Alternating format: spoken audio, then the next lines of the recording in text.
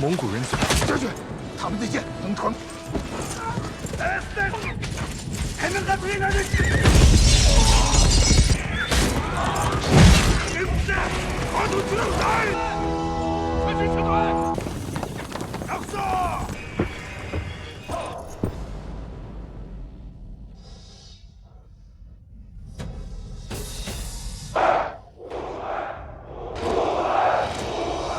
这里很快就会被攻下来。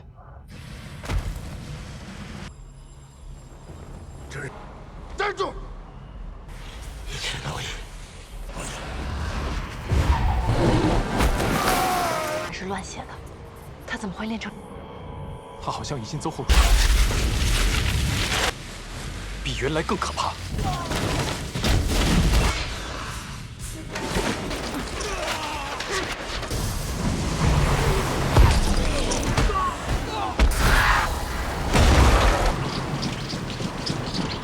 我是天下第一。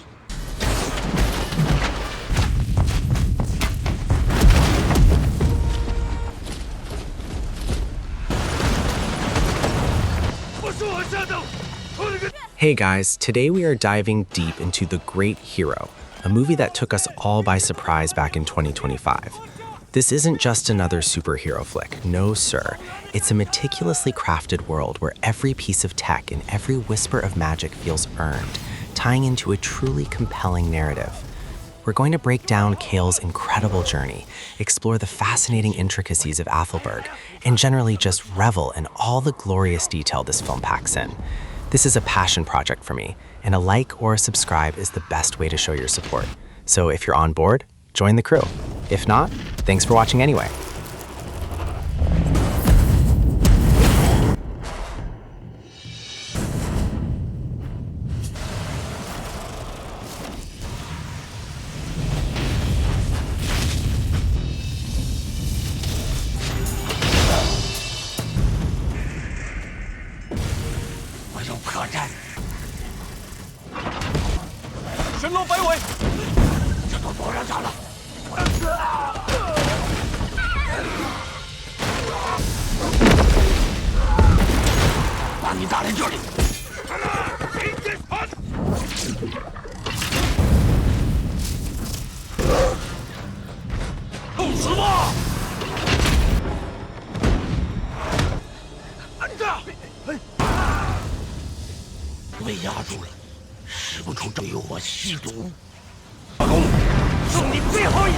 听启公的话，震惊百里，可以革山打牛。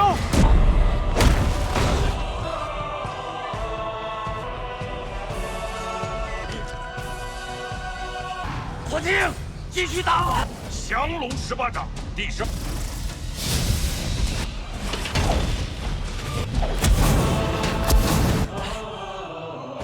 密音。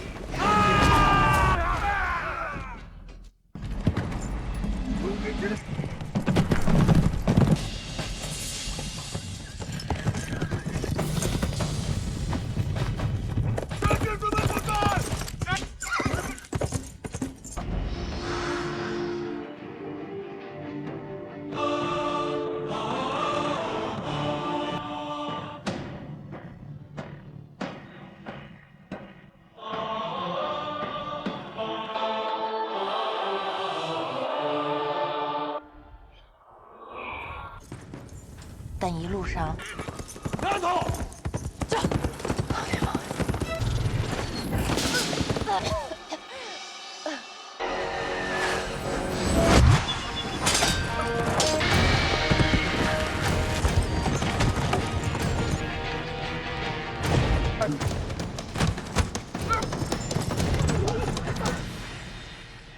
杨卫。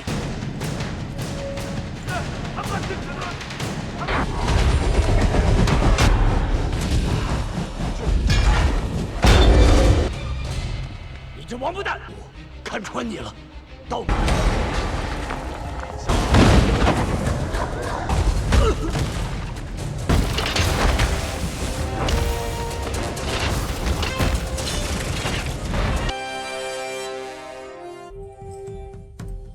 马章，不好了！看来西毒不造黄龙，不是那里最荒。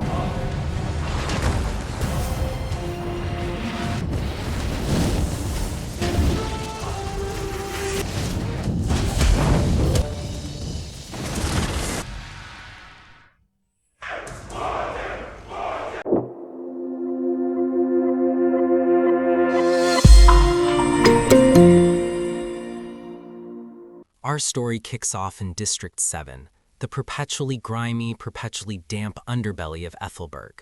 Here, life is a constant hum of old machinery, the distant clang of metal on metal, and the ever-present acrid scent of industrial runoff that somehow permeates everything. This is Kale's world. Kale, our protagonist, isn't some super soldier or a corporate heir.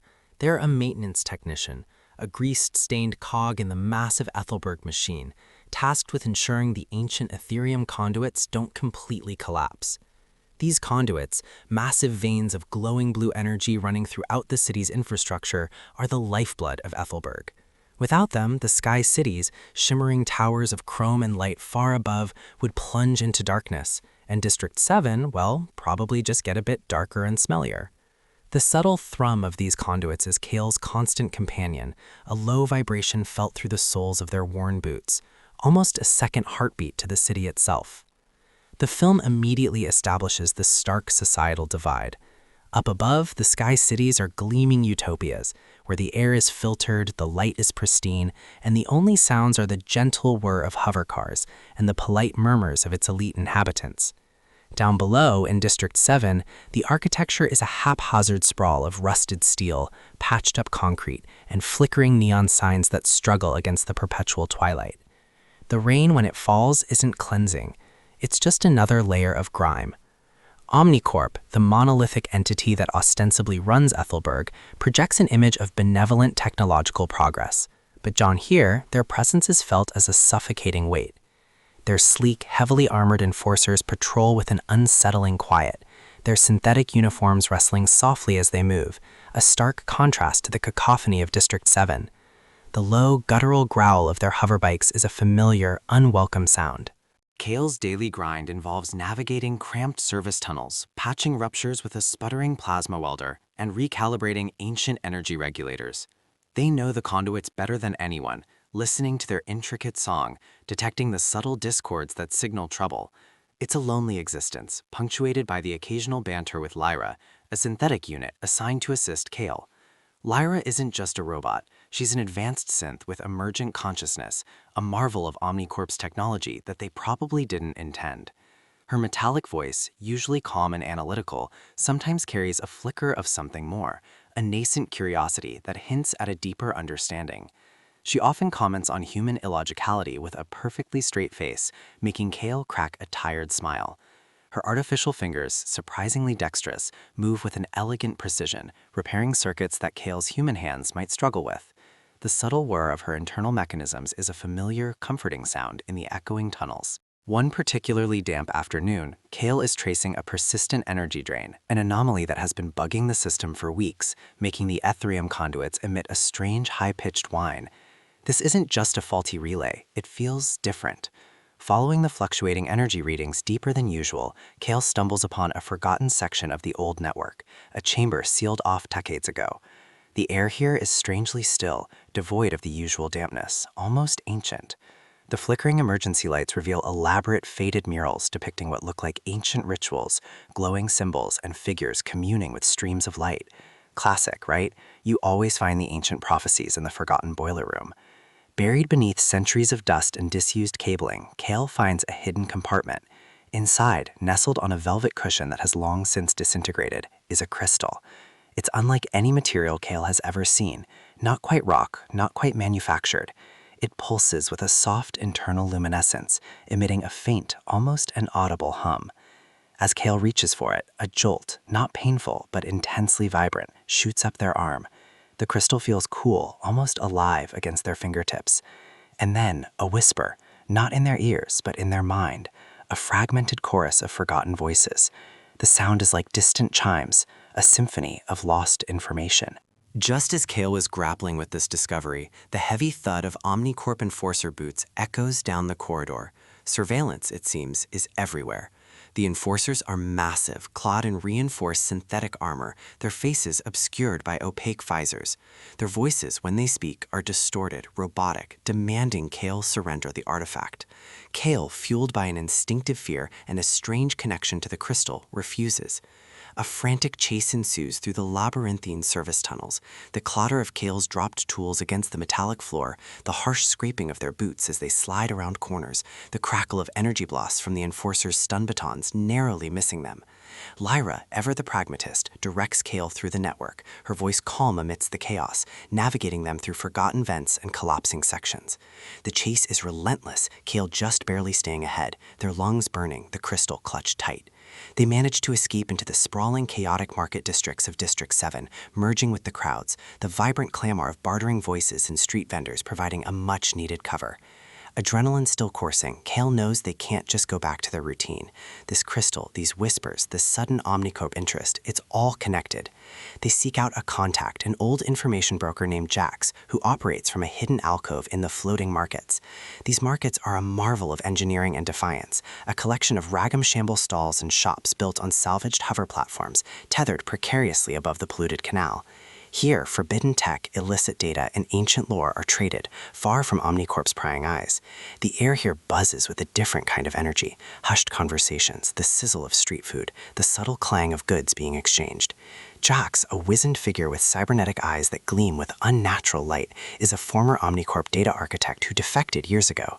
He is a member of the Memory Weavers, a clandestine resistance group dedicated to uncovering and preserving the true history of Adelberg. He takes one look at the pulsating crystal in Kale's hand, his mechanical eye widening slightly, a rare flicker of surprise crossing his usually stoic face. "You've awoken it," he murmurs, his voice gravelly. "Or perhaps it has awoken you." Jax explains the true nature of the Ethereum.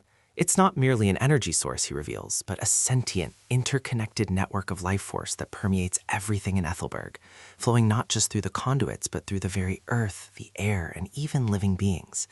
It's the planet's consciousness, its anima, that Omnicorp has been siphoning, processing, and manipulating for generations. Misuse of Ethereum doesn't just cause power fluctuations, it leads to spiritual corruption, unstable reality, and ultimately destruction. The crystal Kale found is an ancient anima conduit, a rare artifact designed to facilitate a direct, empathetic connection with the Ethereum. It vibrates with a gentle thrumming, a deep resonance that Kale can now feel emanating from the very core of the city. Jax explains that Kale's unique aptitude as a conduit maintenance worker, someone who literally listens to the Ethereum every day, probably fostered a latent connection. "You've been touching its pulse for years," he says. "Now it's touching yours." This revelation rocks Kale's world. All their life, Ethereum was just a resource, a utility. Now it's alive, and Kale is intrinsically linked to it. The whispers Kale heard were fragments of the Ethereum itself, ancient memories and warnings. Jax and the Memory Weavers begin to mentor Kale, guiding them in understanding and controlling their nascent Ethereum connection. The initial training is brutal.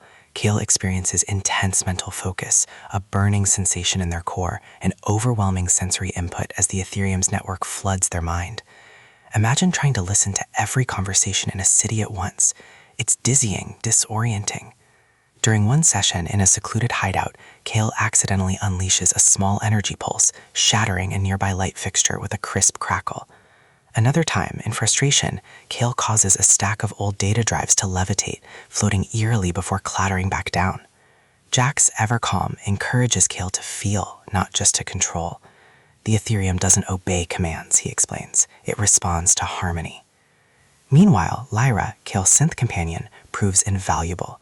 Her emergent consciousness, her ability to process vast amounts of data without human bias, allows her to understand the complex patterns of the Ethereum's network in a way humans cannot.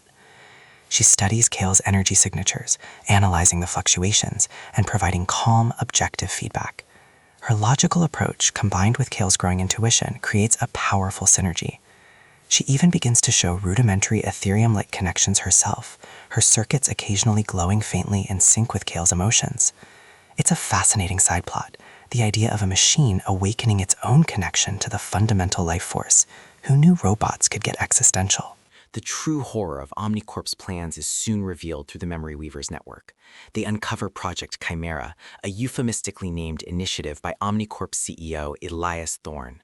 Thorne, a man whose voice drips with calculated charm and his eyes hold a chilling, unwavering ambition, broadcasts his vision of a pure Ethelberg to the Sky Cities. Project Chimera is designed to purify the Ethereum, removing all impurities, which in Omnicorp's chilling lexicon translates to annihilating District 7 and its inhabitants.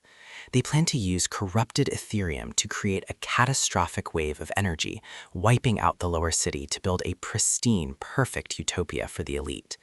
The broadcast, filled with soaring rhetoric and beautiful graphics, glosses over the impending genocide with sickening ease. The casual cruelty of it is truly gut-wrenching. The very air seems to grow heavy with the gravity of this impending disaster. Kale, now armed with power and purpose, becomes a target of Omnicorp's intensified crackdown. Skirmishes become more frequent. In one tense encounter in a narrow, rain-slicked alleyway, Kale confronts a squad of enforcers. The guttural roars of their synth attack dogs are deafening. Kale, learning to flow with the Ethereum, channels energy into a temporary shield, deflecting the stun blasts with a resounding clack. The shields shimmer with internal light, holding steady against the onslaught. With a surge of focus, Kale manages to disrupt the enforcers' communication systems, their synchronized movements faltering, replaced by confused static. This isn't just fighting, it's a dance with the very fabric of reality. The experience is exhilarating, terrifying, and deeply empowering. The Memory Weavers, seeing Kale's rapid progress, decide it's time to gather irrefutable proof of Project Chimera. This means infiltrating an Omnicorp data vault, a fortress of information buried deep beneath their primary Sky City tower. The vault is a marvel of dystopian security. Laser grids crisscross every corridor, their ruby beams humming menacingly. Surveillance drones, their tiny rotors whirring almost silently, sweep through the air, and advanced synthetic guards patrol with an unsettling robotic precision. Kale, with Lyra's analytical prowess guiding them, navigate the labyrinth. Lyra, using her unique access to Omnicorp's fragmented data, finds a backdoor into the vault's archaic security systems, a relic of an older iteration. It's a nice nod to the idea that even the most advanced systems have vulnerabilities rooted in their past. Kale, using their developing Ethereum powers, subtly disrupts the laser grids, causing them to flicker erratically, creating momentary gaps. The crackle of overloaded circuits, the strained whir of the drone's disrupted navigation systems. They retrieve crucial data logs, holographic schematics of the purification process, and Thorne's chilling personal directives, all detailing the imminent catastrophe. The evidence is undeniable, sickeningly precise. The data confirms Project Chimera's activation is imminent, a countdown appearing on every public screen across Ethelberg, chillingly framed as a citywide environmental recalibration. The countdown clock ticks down to 0, a visual representation of impending doom, displayed in a sterile, corporate font. The air in District 7 is thick with fear and despair. Kale, Lyra, and the Memory Weavers know they have to act, and fast. They prepare for a full-scale assault on Omnicorp's central tower, the heart of the Sky City, where the corrupted Ethereum core is housed. The plan is audacious, desperate. The thud of their combat boots on metal catwalks as they assemble, the hushed murmurs of the resistance fighters, the metallic clang of their scavenged weapons being checked, it all speaks of a final, desperate stand. Jax reminds them that this isn't just about destroying a system, it's about purifying the Ethereum itself, healing the city's soul. The assault is a whirlwind of action and desperate heroism.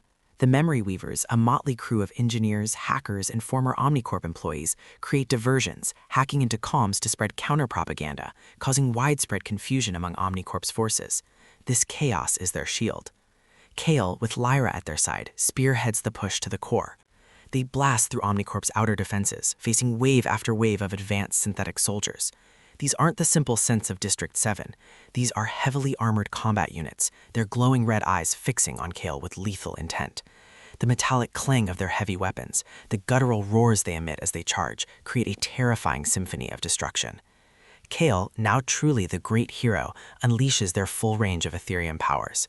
They create powerful energy whips that crackle through the air, deflecting barrages of laser fire with shimmering shields, and disrupting entire platoons of synth soldiers with waves of concussive force.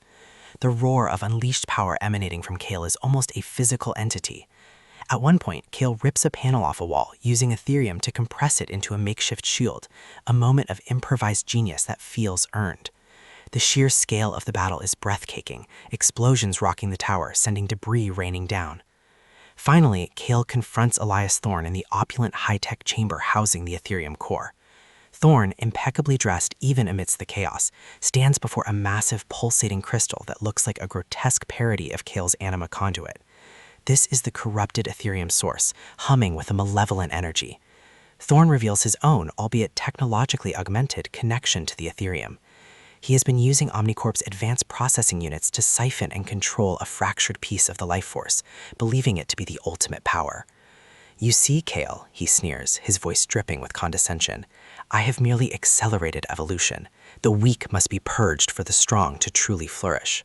His eyes, normally cold, now burn with an almost insane fanaticism. This isn't just about corporate greed anymore, it's about a twisted messiah complex. Thorne unleashes blasts of raw, corrupted Ethereum energy, their sickly green hue a stark contrast to Kale's pure blue. The air crackles with ozone, the floor beneath them vibrating violently. As Kale and Thorne clash, the city groans. Project Chimera is activating. Power flickers throughout Aethelberg, the ground trembles, and alarm sirens wail in a mournful chorus. Lyra, ever analytical, realizes that Thorne's corrupted Ethereum is overloading the entire network, threatening to not just purge District 7, but to destabilize the very fabric of reality in Aethelberg. The cleansing isn't just local, it's systemic. With a decisive act, Lyra, without a word, interfaces directly with the corrupted Ethereum network, diverting some of its destructive energy, creating a temporary buffer. Her circuits glow intensely, a soft hum emanating from her core, her synthetic skin becoming translucent as raw energy courses through her. It's a selfless, heartbreaking moment. She's risking total system failure, or worse, full dissociation of her consciousness. Her sacrifice allows Kale a crucial opening. The climactic showdown is not merely a fight, but a battle for the soul of Aethelberg. Kale, spurred by Lyra's sacrifice and the impending doom, makes a profound choice. Destroying the Ethereum core might stop Project Chimera, but it could permanently sever Aethelberg's connection to its life force, leaving it dead. Kale decides to purify it, to heal the corruption. Drawing on every ounce of strength and connection, Kale channels the wild, destructive energy, pulling it through their anima conduit. The immense pressure threatens to tear Kale apart, every nerve screaming in protest. A blinding light erupts from Kale, enveloping the corrupted core, battling the sickly green with a vibrant, healing blue. Kale experiences a profound connection, feeling the pain and fear of the city, but also its enduring hope, its resilience. It's an overwhelming sensation, a communion with every living thing, every conduit, every fragment of Aetherium in the entire network. The sound is deafening. Then, an almost absolute, profound silence. The battle ends not with a bang, but with a deep, resonant hum, a newly harmonious song. Elias Thorne, his corrupted Ethereum connection severed, is consumed by the backfire of his own unstable energy, collapsing into a heap of ash and twisted metal. The true villain, perhaps, wasn't just him, but the unchecked greed and disconnected ambition he represented. The city is saved. The destructive cascade stops, the tremors cease. The massive central Ethereum core, once pulsating with malevolent green light, now emits a gentle, steady blue glow, purified, balanced. In the immediate aftermath, Aethelberg is not miraculously healed, but it is alive. The lower city is scarred, its infrastructure further damaged, but the people survived. The air is still, the sound of falling debris echoing through the quieter streets. But then come the murmurs of hope, the shouts of relief, the distant cheers. The Sky Cities, having witnessed the near destruction and understanding their profound reliance on the lower districts, are forced to confront their isolation. The Ethereum, now stabilized, is changed. It's no longer just a power source. Its connection to the city and its people is more overtly felt, a faint, benevolent hum permeating everything, a constant reminder of their shared vulnerability and interconnectedness. Kale, now truly the great hero, embraces their role not as a conqueror, but as a guardian, a conduit between the city and its life force. There's no caped crusader moment, no grand declaration, just a quiet, unwavering resolve. They don't want to rule, they want to heal. Kale works tirelessly to bridge the chasm between the Sky Cities and District 7, advocating for true integration, for equitable access to resources, for a future where Ethereum benefits everyone, not just the elite. Lyra, miraculously, survives, her systems rebooting after a period of intense instability. Her consciousness is intact, perhaps even enhanced by her direct interface with the Ethereum. She represents a new era for synthetics, a beacon of emergent consciousness, proving that life in all its forms deserves respect and connection.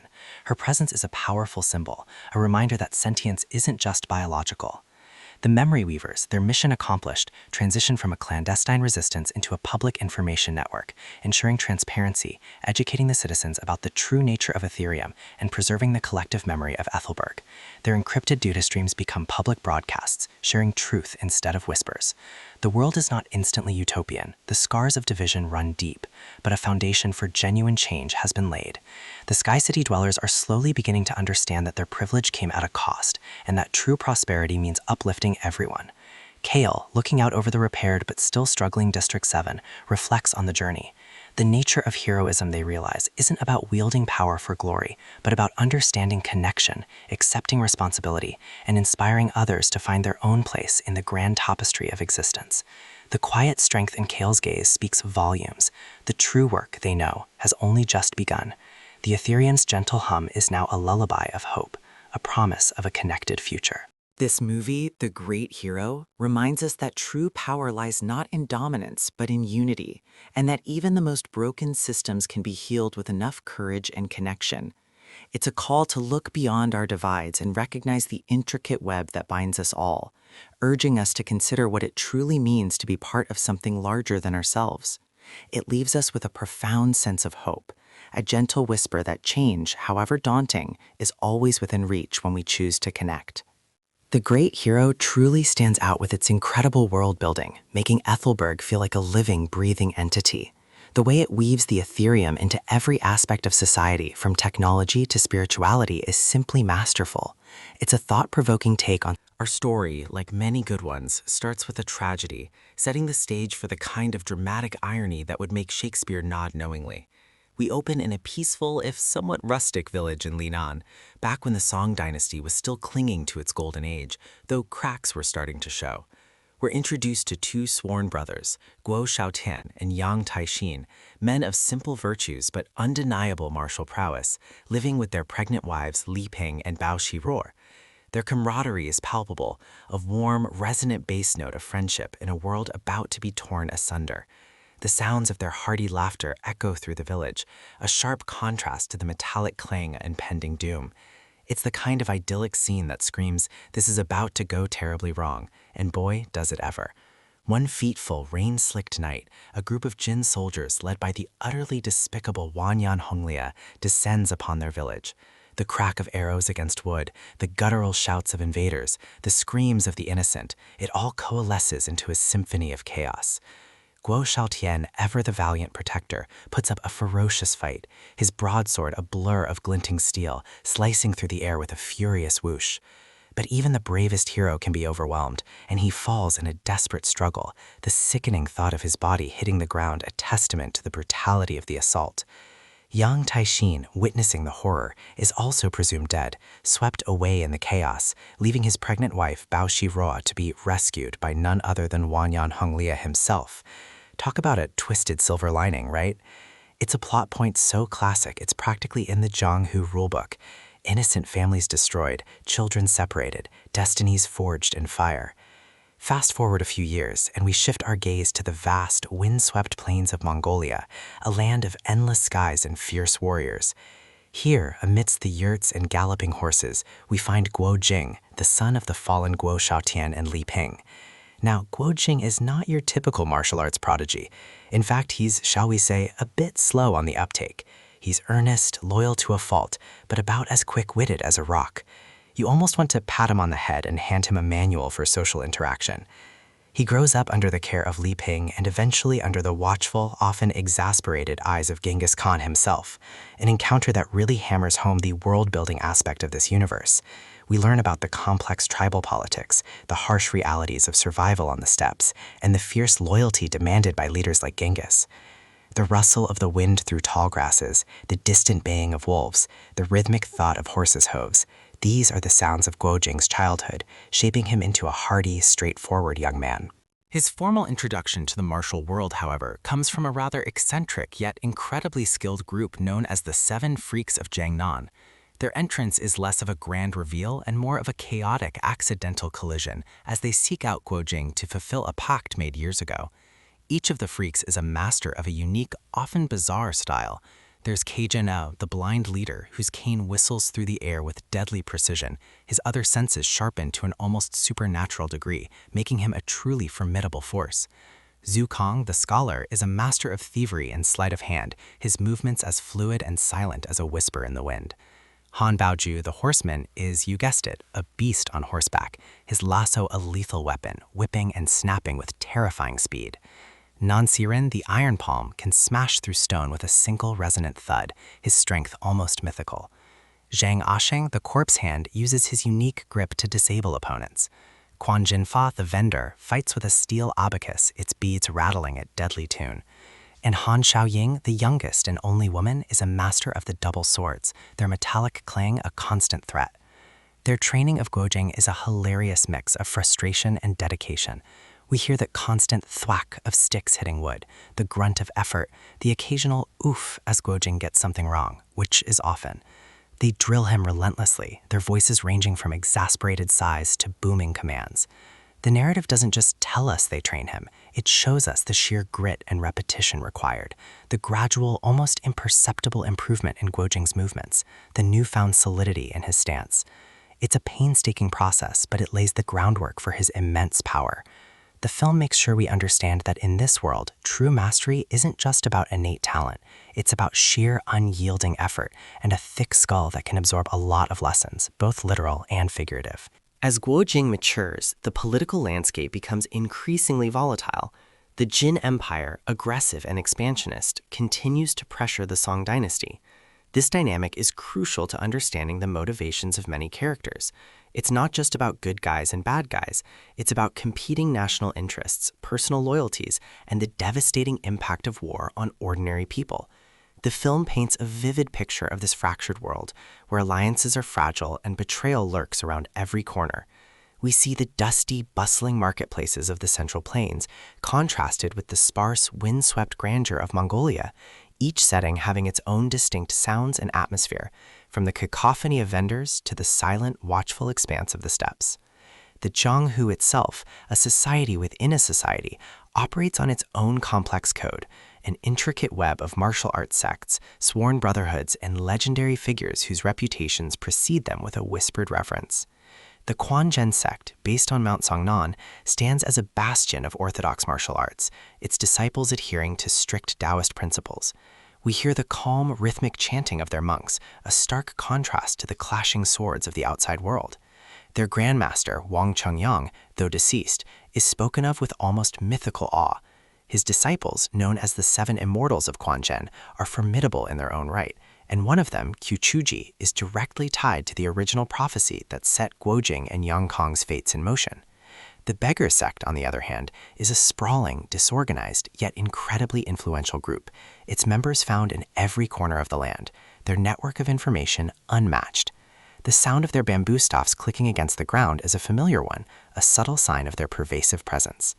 Each sect, from the lofty heights of Quanzhen to the humble, earthy reach of the beggars, has its own distinct philosophy, fighting style, and contribution to the overall fabric of the Jianghu. The Gallants really wants us to understand how these different groups intersect, clash, and occasionally cooperate, shaping the destiny of the entire nation. It's not just a collection of random fighters, it's a living, breathing ecosystem of power and principle. Guojing's long-awaited journey from Mongolia to the Central Plains is a pivotal moment. The world for him suddenly expands exponentially. He moves from the familiar, vast emptiness to bustling cities, winding mountain paths, and hidden forests, each with its own dangers and revelations. We hear the creaking of wagon wheels on dirt roads, the chatter of crowds in taverns, the distant calls of hawkers. His simple, honest nature often puts him at odds with the cunning and deception prevalent in the Jianghu, leading to many awkward but endearing encounters. This journey isn't just geographical, it's a journey of self-discovery, where his unwavering integrity is constantly tested. He's like a bull in a china shop sometimes, but a bull with a heart of gold. One of the most significant encounters on his travels is with Qiuchuji, the fiery Quanzhen Taoist priest who years ago made the fateful pact with the 7 freaks of Jiangnan. Their initial meeting is less a friendly chat and more a tense standoff, the air crackling with suspicion. Chu Chuji, with his formidable sword skills, his blade whistling through the air with a menacing hum, is a stark reminder of the immense power wielded by the masters of this world. His presence is commanding, his voice resonating with authority. He's not one for small talk, preferring to get straight to the point, usually with a challenge or a stern lecture. It's during this time that Guojing begins to grasp the full weight of the prophecy, the intertwining destinies of the 2 sons, and the complex web of grievances that ties everyone together. The film does a fantastic job of illustrating Chu Chuji's prowess, not just through his physical movements, but through the reactions of those around him, the almost reverent silence that falls when he prepares to strike. Meanwhile, back in the sophisticated world of the Jin court, the other son, Yang Kong, has grown up. He is the son of Bao Xirou and, as he believes, Prince Wanyan Hongmie. Raised in luxury, surrounded by silks and court intrigue, he has been taught the martial arts of the Jin, a stark contrast to Guojing's rough-and-tumble training. Yang Kong is charismatic, intelligent, and fiercely ambitious, but also deeply conflicted. He embodies the classic tragic hero arc, torn between his adoptive family's power and his true heritage, a revelation that looms like a thundercloud over his future. His internal struggle is palpable. We see it in his guarded expressions, the moments of hesitation before he makes a decision that might betray his true self. His initial appearances often involve elegant, almost balletic displays of martial arts, demonstrating a grace and finesse that Guojing initially lacks. The metallic sheen of his weapons, the crisp rustle of his elaborate robes, the confident cadence of his voice, everything about Yang Kong screams privilege and polished danger. His introduction often involves a series of contests or tournaments, showcasing the Jin Prince's power and influence. It's here we meet Munianxi, a beautiful and skilled martial artist who travels with Yang Tiesin, her adoptive father, who, plot twist, is not dead after all. Their encounter is electric, a clash of ideals and burgeoning attraction. Munianxi, with her refined yet potent martial arts, her movements swift and precise, contrasts beautifully with Yang Kong's more flamboyant style. The clang of their weapons in sparring matches, the focused intensity in their eyes, the strained breathing, it all conveys the fierce respect and underlying tension between them. Munianxi represents the ideals of chivalry and loyalty to the song, while Yang Kong represents the allure of power in the Jin. The relationship becomes a microcosm of the larger conflict, a constant push and pull between duty and desire. It's like watching a really intense reality show where everyone's got a secret identity and a complicated past. The world building continues to expand as we're introduced to the various greats of the Jianghu, legendary figures whose names are spoken in hushed tones. While the Gallants might not fully unleash all of them, we certainly get glimpses of their influence and the awe they inspire. The East heretic, Huang Yashi, with his unpredictable nature and mastery of Peach Blossom Island martial arts, his presence often preceded by strange musical tones or a sudden gust of wind. The West Venom, Ouyang Feng, a truly chilling antagonist, whose White Camel Mountain techniques involve poisons and bizarre fighting styles, his voice a low, raspy hiss that sends shivers down your spine. The North Beggar, Hong Higang, the jovial and gluttonous leader of the beggar sect, whose dragon-subduing palms are legendary, his booming laugh often preceding a devastating strike. These characters are not just powerful fighters, they are forces of nature, embodiments of different martial philosophies and moral codes, and their interactions with the younger generation are often fraught with peril and unexpected lessons. Imagine trying to get a selfie with one of these guys. Good luck surviving the attempt. Guojing's journey into the Central Plains brings him into direct contact with the ruthless Jin prince Wanyan Honglie. The conflict between the Song and Jin is palpable, a constant drumbeat of tension throughout the film. Wanyan Honglie is not just a military leader, he's a cunning manipulator, his words as sharp as any blade. His desire to conquer the Song is absolute, and he uses every means at his disposal, from political intrigue to brute force, to achieve his goals. The sound of Jin cavalry thundering across the plains, the shouts of their soldiers, the metallic jingle air armor, these are the sounds of oppression that Guojing must confront. The film masterfully portrays the power imbalance, the desperation of the Song people, and the fierce patriotism that motivates characters like Guojing to fight against overwhelming odds. It's a classic David versus Goliath setup, only David is still learning how to properly hold his sling. One of the defining aspects of Guojing's character is his unwavering loyalty and simplicity, which paradoxically often leads him to receive aid and instruction from unexpected sources. He might not grasp complex martial arts theories instantly, but his perseverance is unmatched. We witness his arduous practice sessions, the thud of his palms hitting trees, the whoosh of his staff slicing through the air, the constant low hum of effort. It's a testament to the belief that sheer hard work can overcome even the most formidable natural talent. This makes him relatable and inspiring. He's the underdog we're all rooting for. His encounters with the broader Zhonghu, filled with eccentric masters and cunning villains, serve to further expand our understanding of this rich world. Every new character introduces a new martial art, a new philosophy, a new piece of the intricate puzzle that is the Zhonghu. The film meticulously showcases the various martial art styles, not just as flashy moves, but as expressions of underlying philosophies. The Seven Freaks' pragmatic, often rough-and-tumble techniques build for survival. The Quan Zhen sect's emphasis on internal energy and balance, with movements that are fluid yet powerful. The Jin's more aggressive, militaristic approach, designed for conquest. Even the unnamed fighters in the background exhibit unique stances and movements, ensuring that the martial arts feel deeply ingrained in the world's culture. The crunch of gravel underfoot during a tense chase, the snap of a whip, the distant mournful cry of a bird over a somber scene. These auditory details contribute immensely to the immersive experience. It's almost like you can feel the dust in your throat and the wind on your face as the story unfolds. The intricate fight choreography isn't just about showing off, it's about storytelling, revealing character, and advancing the plot through every parry and strike. A key turning point for Guo Jing, both in his martial development and understanding of the world, often involves a major tournament or gathering where various factions of the Zhonghu converge.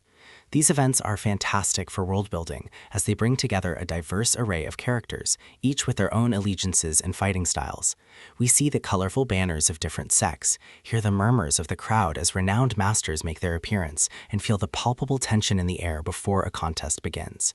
It's here that the political undercurrents of the Zhonghu become most apparent as rivalries flare and alliances shift. The crackle of energy before a major clash, the collective gasp of the audience as a powerful technique is unleashed, the triumphant shout of a victor, these moments are designed to immerse us completely in the high stakes of the martial world.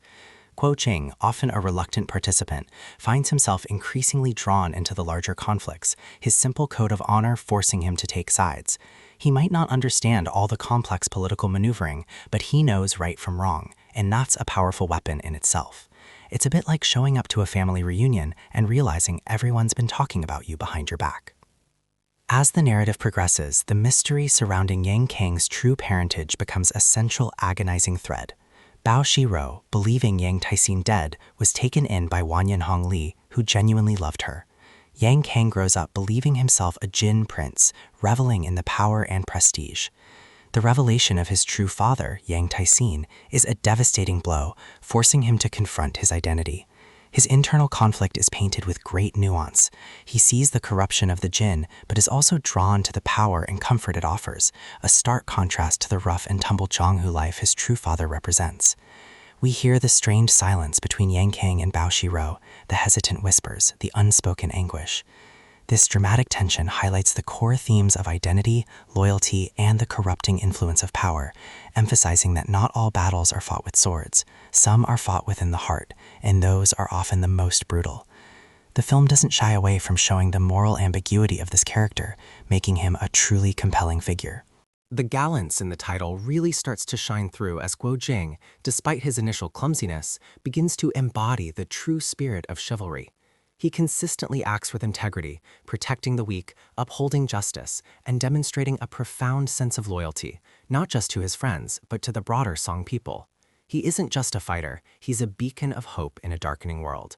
We see him putting himself in harm's way without a second thought, the grunts of effort as he shields an innocent, the determined set of his jaw in the face of overwhelming odds. He's the kind of hero who makes you want to cheer, even when he's getting thoroughly beaten. His journey is a testament to the idea that true heroism isn't about being the strongest or the smartest, but about having the purest heart. He navigates a world filled with deceit and complex moral dilemmas, yet consistently chooses the path of righteousness, often to his own detriment. The narrative frequently contrasts the idealism of characters like Guo Jing and Mu Nianxi with the cynicism and ambition of figures like Wanyan Honglie and Yang Kang. This ideological struggle is as important as any physical battle. The film explores the concept of loyalty from multiple angles: loyalty to one's nation, to one's family, to one's martial arts sect, and ultimately to one's own conscience. The clashing sounds of different martial arts schools, the distinct dialects spoken in various regions, the unique architectures and landscapes all contribute to a rich, immersive world that feels lived in and historically grounded. The Zhanghu isn't just a backdrop, it's a character in itself, influencing and shaping the destinies of everyone who steps into its turbulent currents. The film reminds us that in this world, reputation, alliances, and honor are often more valuable than gold, and a whispered word can be as deadly as a hidden blade. It's a delicate balance where ancient traditions clash with modern ambitions, and the lines between hero and villain are often blurred by the mists of history and personal grievance. The sheer scale of the world is consistently emphasized. From the vast echoing steppes of Mongolia, where the wind howls a lonely tune, to the bustling, cacophonous streets of major Song cities, each environment is rendered with meticulous detail. The architecture, the costumes, the local customs, everything contributes to the sense of a grand, interconnected universe.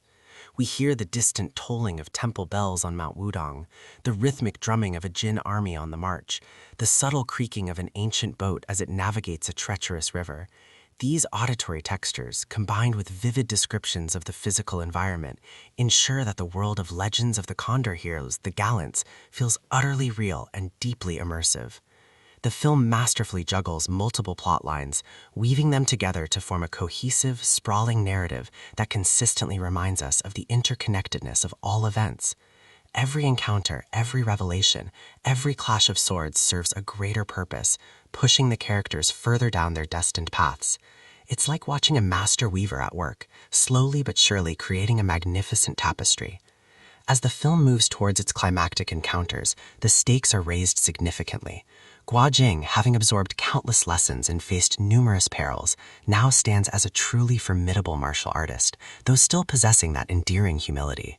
His growth is evident not just in his ability to parry and strike with greater force and precision, the metallic clang of his sword now ringing with authority, but in his newfound confidence and understanding of Dezhonghu. He's no longer just a simple boy from Mongolia. He's a budding hero, burdened by the hopes of a nation and the legacy of his fathers. The final acts often involve a grand martial arts competition or a major military engagement, bringing together many of the characters we've followed, forcing them to confront their loyalties and make impossible choices. The air crackles with anticipation, the sounds of battle intensifying to a crescendo, culminating in powerful, decisive clashes that leave a lasting impact. The battles aren't just spectacles, they are carefully choreographed narratives, each move conveying a specific martial arts philosophy or a character's emotional state. The swift, graceful movements of a master of Qinggong, the booming power of a practitioner of the Iron Palm, the intricate footwork of a Taoist swordsman, every style is given its moment to shine. We feel the impact of each punch, the shudder of the ground from a powerful kick, the agonizing strain as characters push past their limits. The film never lets us forget the personal stakes amidst the grand conflicts, constantly interweaving intimate character moments with large-scale action. The motivations of each combatant are clear, their grudges palpable, their desires driving every strike. It's a dance of death and destiny, performed with breathtaking precision and a symphony of impactful sounds. Even a moment of quiet before a final blow lands is filled with deafening tension. The exploration of martial arts extends beyond mere physical combat. The film delves into the internal aspects, explaining how practitioners cultivate their qi, internal energy, the importance of mental fortitude, and the spiritual dimensions of true mastery.